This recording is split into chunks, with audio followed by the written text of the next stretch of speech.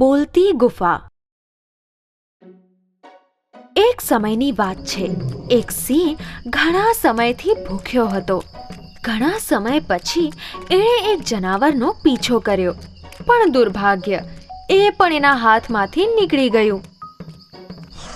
સિંહ હવે બહુ જ થાકી ગયો હતો. કોઈ શિકાર ન મળવાને કારણે નિરાશ થઈને જંગલ તરફ ચાલવા માંડ્યો. રસ્તામાં એણે એક ગુફા જોઈ. સિંહ આરામ કરવા માટે એ ગુફાની અંદર જતો રહ્યો.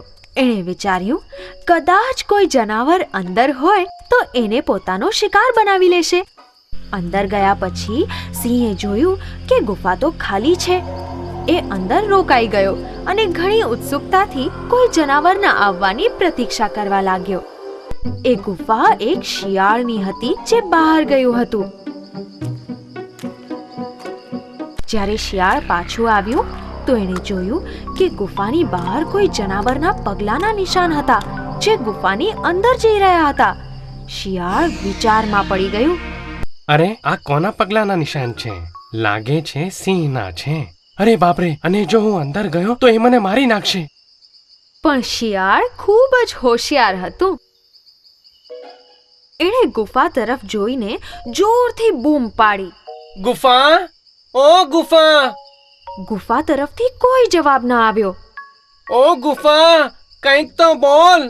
ગુફા છતાંય ચૂપચાપ રહી. અરે ગુફા, આજે મારી સાથે વાત કેમ નથી કરતી? શું થયું? પણ ગુફા કંઈ જ ન બોલી. જો અમે તું મારી સાથે વાત નહીં કરે તો હું પાછો ચાલ્યો જઈશ. મૂરખ સિંહે વિચાર્યું, કદાચ આ ગુફા હંમેશા શિયાળની સાથે વાતો કરતી હશે. ચાલો, હું જ એની જગ્યાએ જવાબ આપું છું. પછી શિયાળ અંદર આવશે અને મને પેટ ભરીને ખાવાનું મળશે. એ વિચારીને સિંહે જવાબ આપ્યો. મારા પ્રિય શિયાળ, હું તો મજાક કરતો હતો. અંદર કોઈ જ નથી.